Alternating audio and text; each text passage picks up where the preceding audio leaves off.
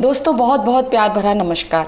एक बार फिर से मैं आपका लेबर लॉ एडवाइज़र में स्वागत करती हूं और आज हम चर्चा करेंगे कि शादी के पश्चात पढ़ाई अगर हम जारी करना चाहते हैं तो क्या क्या बिंदुओं पे हम सावधानी रखें कि हमारी पढ़ाई सफलता से पूर्ण हो सके। ये एक्सपीरियंस मैं अपना खुद का पर्सनल आपके साथ शेयर करना चाहूँगी क्योंकि शादी के पश्चात मैंने BA, MA, LLB and DCLL ये चारों की थी। परिवार में 4 पीढ़ियाँ साथ रहती थी और मेरे 2 बच्चे थे। इसके लिए मैं एक ही शब्द आपके साथ शेयर करूँगी, वो है स्ट्रेटेजी के जितने भी शब्द हैं उससे निकलने वाले एक शब्द की व्याख्या करते हुए मैं आपको बताऊंगी कि इन चीज़ों को देखते हुए अगर हम अपना साल या अपने कुछ महीने पढ़ाई में गृह कार्य के साथ जॉब के साथ डिवोट करेंगे तो बहुत अच्छे से हमारी पढ़ाई पूर्ण हो सकती है। पहला होगा स्ट्रेटेजी का S, sneak out time chunks. अपने समय के पल को हमें चुराना है क्योंकि हमारे पास अमूल्य समय पढ़ाई के लिए बहुत कम बचेगा, तो हमें अपने जीवन में हर कार्य में से उन समय के पलों को चुराना है। इसके लिए मैं एक मूवी का एग्जाम्पल आपके साथ शेयर करना चाहूँगी, परस्यूट ऑफ हैप्पीनेस,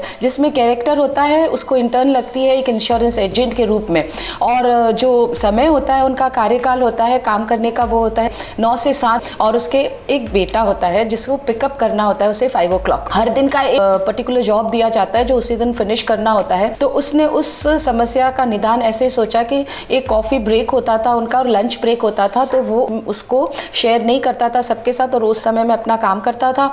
सेकंड उसने लिया कि डाटा फीडिंग उनका बहुत मेजर जॉब होता था, उसने रात में टाइपिंग सीखी और अपनी स्पीड डाटा फीडिंग में बढ़ाई। थर्ड उसने लिया कि फ़ोन कॉल सब लोग एक रिसीवर लेके रिसीव करते थे और उस समय में उनका हाथ रुकने से उनका काम भी रुक जाता था, तो उसने एक ईयरफोन लिया जिससे वो कंटिन्यूस फ़ोन से भी बात करता रहता था और अपने हाथों की स्पीड, हाथों के काम को कभी भी बंद नहीं करता था, जिसके कारण वो 4:45 फ्री होके 5 बजे से अपने बच्चे को समय देके और दोनों काम खूबी कर लिए उसने, और जिसके कारण सारे इंटर्न्स में से खाली उसी की जॉब लगी थी। तो हमें ही ठीक ऐसे ही अपने हर कार्य में से समय को निकालना है और वो समय ज़्यादा से ज़्यादा हमें पढ़ाई में देना है। सेकंड होगा टाइम मैनेजमेंट। टाइम मैनेजमेंट के लिए आपको अपना सुबह से लेकर रात तक का समय, जिसमें आपका सुबह जल्दी उठना, रात को सोने का समय फिक्स करना है, खाना बनाने का, जॉब में जाने का, टीवी, व्हाट्सएप, मोबाइल, इन सब को हटा के टाइम मैनेजमेंट, कब आप बच्चों को पढ़ाएंगी, कब आप क्या काम करेगी, वो फिक्स शेड्यूल होना चाहिए। और एक बहुत जरूरी चीज़ है कि you don't have to study in remaining time but you have to save the time in for a particular fix period. You have to have your study moments at that time,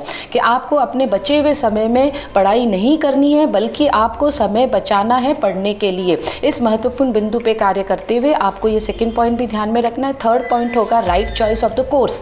ये initially आपको करना है कि आप क्यों पढ़ना चाहती हैं, आप क्या करना चाहती हैं, आपके पढ़ने का लक्ष्य क्या है।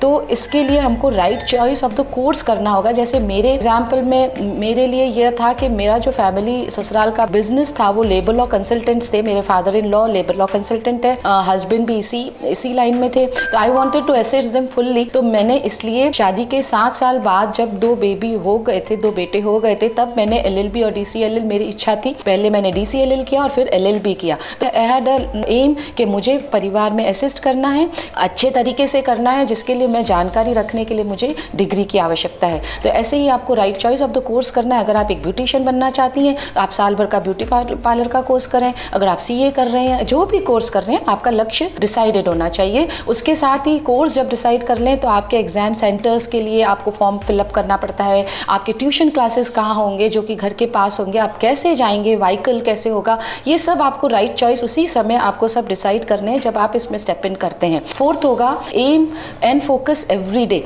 एवरी डे का एम एंड फोकस इसलिए ज़रूरी है क्योंकि नहीं तो हम पढ़ने के लिए बैठ जाते हैं और भटक जाते हैं, आज क्या करना है, थोड़ी सी नींद आ रही, उबासी ले लें। नहीं तो जब हम अंदर अपने पढ़ाई वाले कमरे में जाएं तो हमारा फिक्स होना चाहिए आज फलान सब्जेक्ट के ये 2 चैप्टर्स हमें फिनिश करने हैं। जब मैंने 7 साल बाद पढ़ाई शुरू की थी तो मैंने फर्स्ट अपना LLB में 27 सब्जेक्ट्स होते हैं, तो मैंने फर्स्ट अपने सिविल लॉ शुरू किया और सिविल लॉज का मैंने फर्स्ट चैप्टर से बहुत उत्साह के साथ शुरू किया और उस दिन मैं सिर्फ 2 पेज पढ़, ऐसे करते 5 दिन फिनिश हो गए और खाली 10 पेज, क्योंकि वो बहुत बोरिंग लग घबराता है। उसके बाद मैंने अपने कलीग से डिस्कस करने के बाद ये वापस समझ आया कि each and every page right from beginning is not essential to study. आपको पहले एक ढांचा तैयार करना पड़ेगा कि अगर इस सब्जेक्ट के अंदर मेरे पास 20 चैप्टर है तो मुझे कौन से चैप्टर्स इंपॉर्टेंट है, वो कौन से चैप्टर मेरे को कितना समय देना है, तो वो हम डिस्कस करके फिर एम करें कि टुडे हमको आज आधा चैप्टर फिनिश करना है, कल इस सब्जेक्ट में ये करना है। तो एवरी डे का एम नेक्स्ट पेज पे लिखा जाना चाहिए विद डेट कि कल मैं ये करूंगी। फिर होगा time table of full course, आपका भी और आपके बच्चों का भी। ये सब चीज जो आप अपने लिए डिसाइड कर रहे हैं वो आप अपने बच्चों के लिए भी एक चार्ट बना के दीवार पे लगा सकती है। टाइम टेबल के अंदर ऐसा होगा कि सबसे पहले आपको पूरे साल का कोर्स ले लेना है कि ये मेरा पूरा कोर्स है, अब इस समय में मेरे एग्जाम्स होते हैं और उनको दिनों को गिनते हुए कि मेरे पास 130 दिन बाकी हैं और 130 दिन में इतने घंटे मैं पढ़ सकती हूँ, उन घंटों में मेरे को इतने सब्जेक्ट और इतने चैप्टर डिवाइड करने हैं। ये आपका 1-2 दिन में निपट जाना चाहिए और आपके स्टडी कमरे में वो लगा हुआ होना चाहिए ताकि आप हर दिन हाईलाइट कर सके कि यहाँ मेरा ये चीज पूरा हो गया है, ये चीज पूरा होकर आप डेली एम बनाने में भी ये बहुत इसेंशियल रहेगा। उसके बाद रहेगा exam skills and entertainment. Exam skills के लिए मैं ये कहना चाहूंगी, बहुत लोग पढ़ते तो पूरा कोर्स करके जाते हैं, पर जब एग्जाम देने बैठते हैं तो वो सब चीज भूल जाते हैं। तो इसके लिए मैं कहूंगी कि जैसे ही आपके 3 या 4 चैप्टर्स पूरे हो, आप अपनी कोर्स बुक्स के साथ ही एग्जामिनेशन पेपर 5 साल के जरूर लाएं और उसमें जो कॉमन क्वेश्चन होते हैं, जैसे 10 क्वेश्चन आते हैं एलएलबी में, तो उसमें 5 ऐसे क्वेश्चन होते हैं जो हर साल रिपीट होते हैं। तो वैसे क्वेश्चन हमको निकाल के और वो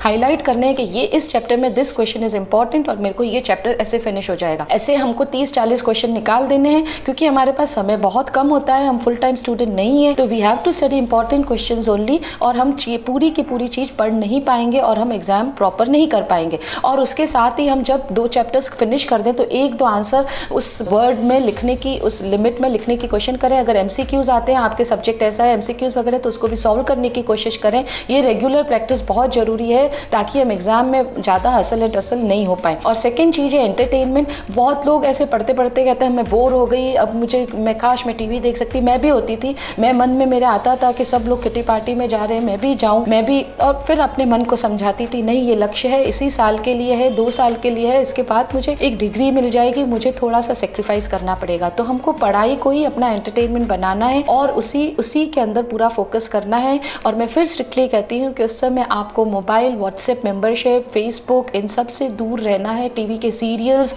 ये सब आपका गोल नहीं है। आपको अपने रूम में जाना है, फोकस करना है और यही एंटरटेन का साधन है और आपको पढ़ना है क्योंकि आपके पास बहुत सारी दूसरी जिम्मेदारियां हैं। इसके बाद get help, G for get help. आपको जहाँ संभव हो सकता है आपको हेल्प लेनी है। अगर आप सक्षम हैं तो आप एक मेड रखें, खाना बनाने के लिए, खाली फुलके बनाने के लिए बाई रखें। मेरा जहाँ तक सवाल था, साल भर में दूसरी मेड नहीं रख सकती थी, एक मेड आती थी, तो मैंने जो सब्जी चॉपर वगैरह ऐसे इक्विपमेंट्स लिए जो मेरे को 15 मिनट लगते थे सब्जी काटने में, तो मैं सुबह और शाम की साथ ही सब्जी उस चॉपर से फटाफट काट के रख लेती थी। आटा एक ही टाइम में दोनों टाइम का लगा लेती थी जब तक हो सके। 4 बर्नर का गैस होने के कारण मैं दोनों टाइम की सब्जी भी साथ बना लेती थी क्योंकि जॉइंट फैमिली थी। तो ये छोटी छोटी चीजें हैं। और जब एग्जाम्स के पीरियड होते थे तो मेरे फादर इन लॉ मेरे लिए एक मेड एक्स्ट्रा लगवा देते थे 1 महीने के लिए। अगर आप मेड एक्स्ट्रा नहीं लगवा सकते तो किसी की हेल्प ले सकते हैं फैमिली में, या चाहे फुलके बनाने में तो गेट हेल्प, अपने हस्बैंड से हेल्प ले, परिवार के सदस्यों से हेल्प ले। इसके बाद जो लास्ट आता है Y, that is most important for these years. ये बहुत अति हो जाता है। यल मतलब गुस्सा करना, उत्तेजना होना और फ्रस्ट्रेशन होना, शाउट करना, चाहे ये एंगर हम अपने बच्चों पे निकालें या परिवार पे निकालें, क्योंकि हम तंग हो जाते हैं कभी कभी इतने बिजी शेड्यूल से। तो उस समय में आपको मेडिटेट करना है और ध्यान रख के बड़े बड़े अक्षरों में लिख देना है कि मुझे येलिंग, मुझे फ्रस्ट्रेशन, मुझे गुस्सा, मुझे उत्तेजना इन सालों में नहीं करना है। क्योंकि जैसे ही हम गुस्सा करेंगे तो जो हमने सीखा है जो वो आधा गायब हो जाएगा, वो हम भूल जाएंगे और हमारा फोकस पढ़ाई से भी हट जाएगा। इसके बाद वाई से एक और चीज़ है यर्न मतलब हमको उस लक्ष्य के प्रति गहरी गहरी लालसा होनी, जो गुस्सा होनी कि मुझे ये लक्ष्य इतना अच्छा प्राप्त करने का अवसर मिला है, उसके प्रति एक प्यार, एक सम्मोहन होना कि मुझे ये तो हासिल करना ही है। इस सब से हम शायद पढ़ाई के अंदर बहुत अच्छे से आगे बढ़ पाएंगे। और छोटे छोटे बिंदु हैं जिसको हम फॉलो करेंगे तो हम अपनी रुकी हुई पढ़ाई, बची हुई पढ़ाई आगे फ्यूचर के लिए सुरक्षित कर पाएंगे। एक बहुत अच्छा मुहावरा है कि education is most powerful weapon which you can use to change the world.